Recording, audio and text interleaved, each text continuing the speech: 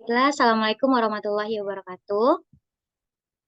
Sebelumnya kami ucapkan terima kasih kepada dosen pengampu mata kuliah pada kesempatan kali ini, yaitu Ibu Ganda Hijrah Selaras SPD-MPD. Selanjutnya, kami dari kelompok 8 yang beranggotakan 3 orang, yaitu saya sendiri Salsabila sebagai moderator dan pemateri kedua. Selanjutnya rekan saya Elisa Aulia sebagai pemateri ketiga dan Cialfani Ariati sebagai pemateri pertama. Baiklah, kami dari kelompok 8 akan mempresentasikan materi mengenai langkah-langkah menulis karya tulis ilmiah atau skripsi, di mana pemateri pertama yang akan disampaikan oleh Fani. Kepada Fani dipersilakan.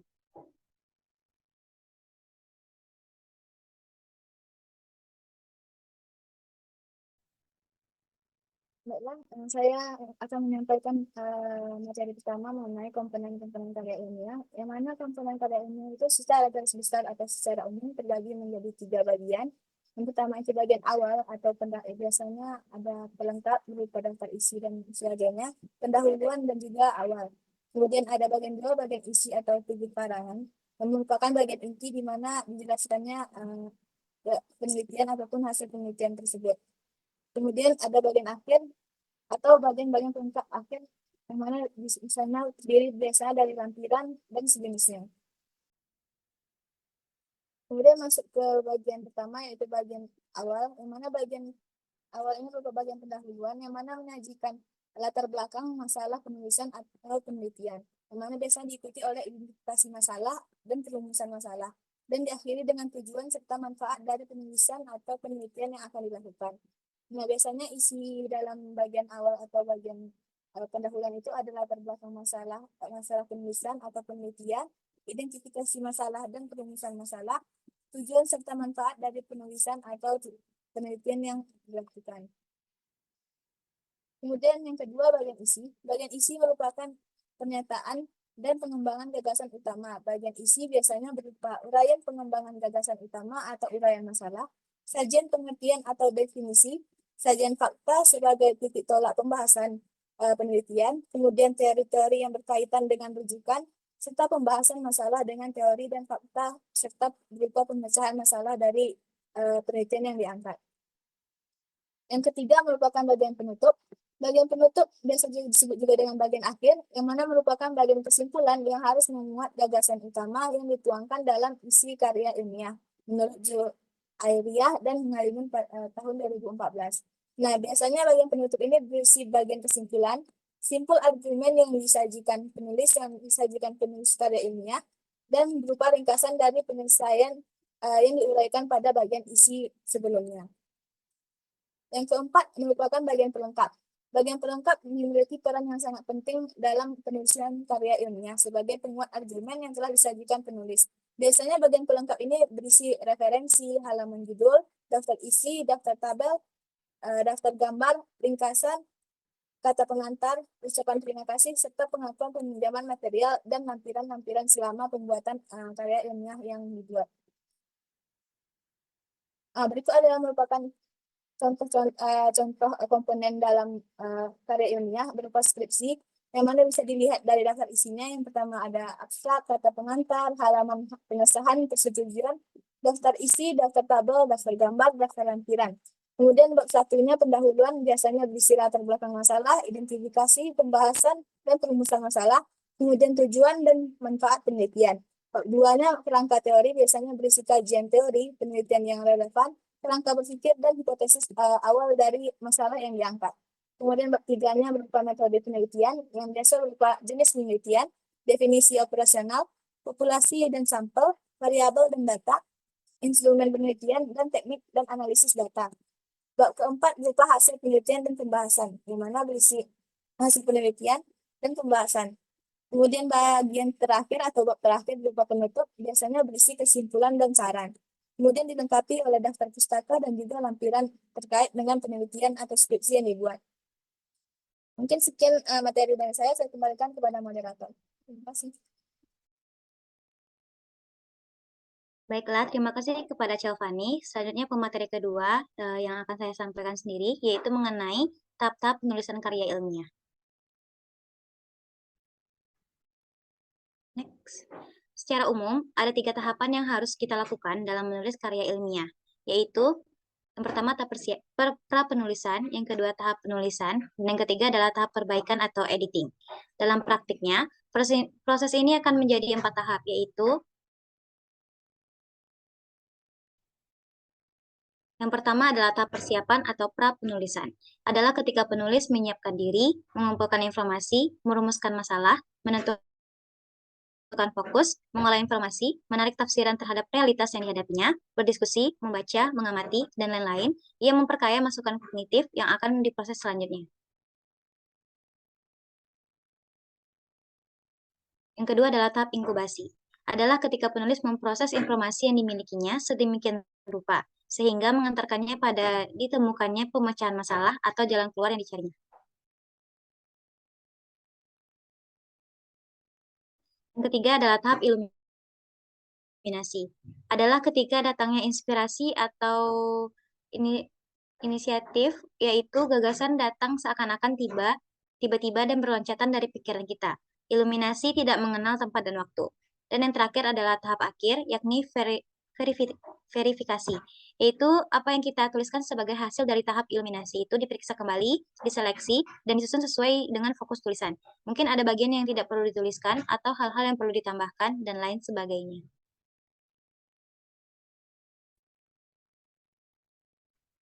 Selanjutnya adalah tata tulis karya ilmiah sesuai aturan selingkung. Adapun pengertian kaidah selingkung adalah aturan-aturan yang sifatnya berlaku dalam lingkungan tertentu. Misalnya, departemen satu berbeda dengan departemen lainnya, majalah satu berbeda dengan majalah lainnya, jurnal satu berbeda dengan jurnal lainnya.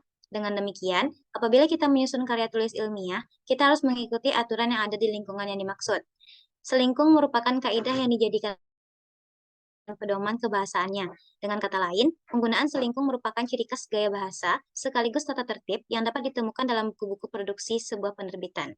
Sifatnya luas atau berubah-ubah sesuai kesepakatan internal antara para editor di penerbit bersangkutan.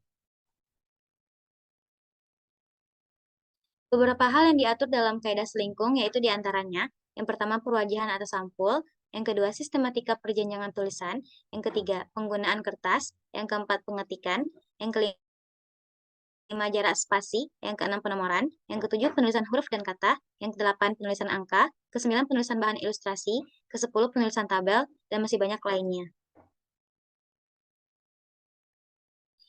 Yang pertama ada perwajahan atau sampul.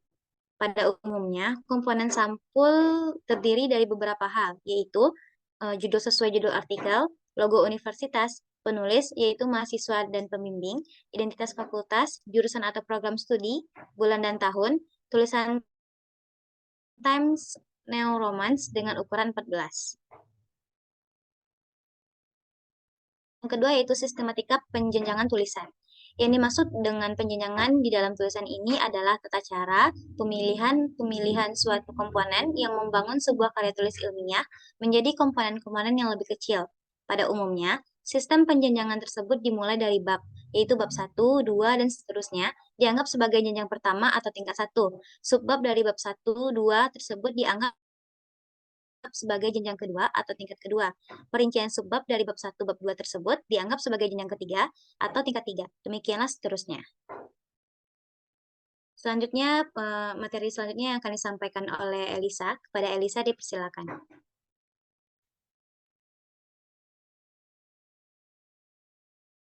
Baiklah, terima kasih kepada moderator. Selanjutnya saya akan melanjutkan tentang tata tulis karya ilmiah sesuai aturan selingkung yang ketiga, yaitu penggunaan kertas.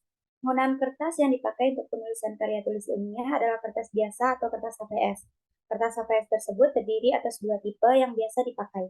Yang pertama itu ada ukuran kuarto atau A4 dengan luas kertas 21 kali 29,7 dan berat 70 atau 80 mg. Dan ukuran yang kedua itu ada ukuran folio dengan luas kertas 21,59 cm kali 35,56 cm dan berat 70 mg.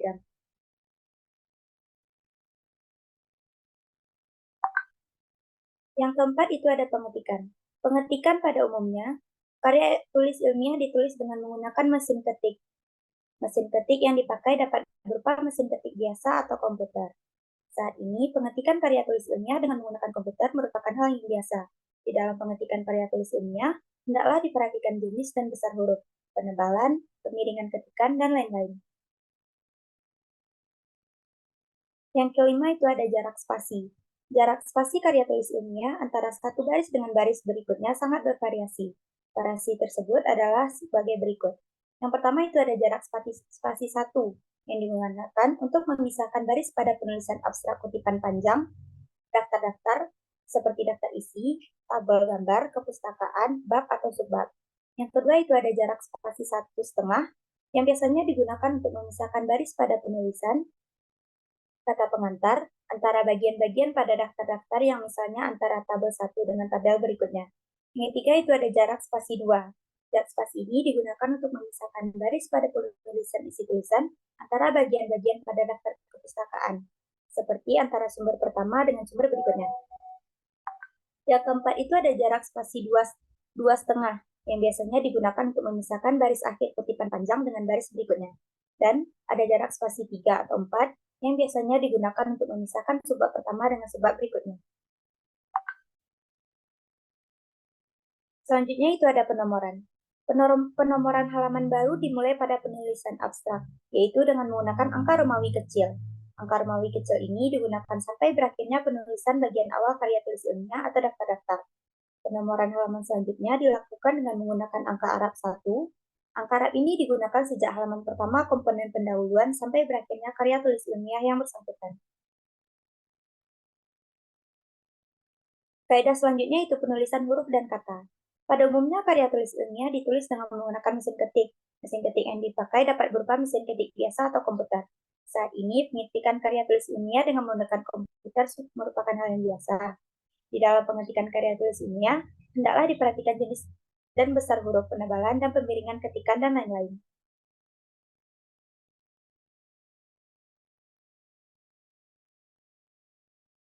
Selanjutnya pada penulisan angka. Penggunaan angka dalam sebuah karya tulis ilmiah sulit dihindarkan.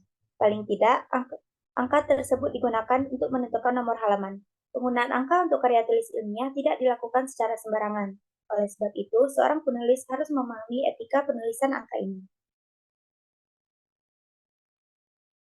Selanjutnya itu penulisan bahan ilustrasi. Karya tulis ilmiah dalam bentuk hasil penelitian tidak dapat dihindari dari penyampaian informasi melalui foto, tabel, grafik, gambar, dan lain-lain. Hal-hal tersebut sering juga disebut dengan bahan ilustrasi. Dengan bahan ilustrasi tersebut, diharapkan informasi yang hendak disampaikan dapat disajikan dengan lebih menarik dan mudah dipahami. Kaidah yang terakhir itu penulisan tabel. Penulisan tabel diatur sebagai yang pertama itu ada tabel dalam bagian isi karya ilmiah berisi ringkasan data-data penelitian yang penting. Data lengkapnya dapat disajikan pada lampiran. Yang kedua itu tabel disajikan di tengah, simetris atau sejajar dengan batas tepi kiri dan kanan pengetikan. Ketiga, kolom-kolom disusun rapi sehingga mudah dibaca. 4.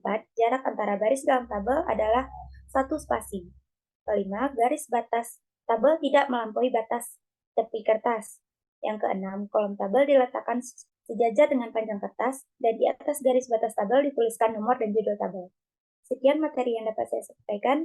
Saya kembalikan kepada moderator. Baiklah, terima kasih kepada Elisa.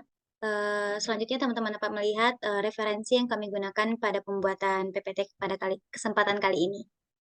Baiklah, dengan berakhirnya pemateri terakhir tadi, maka berakhir pula lah presentasi kami pada kesempatan kali ini. Kami sebagai kelompok penyaji, mohon maaf bila ada kesalahan kata dalam penyampaian. Kami akhiri, wassalamualaikum warahmatullahi wabarakatuh.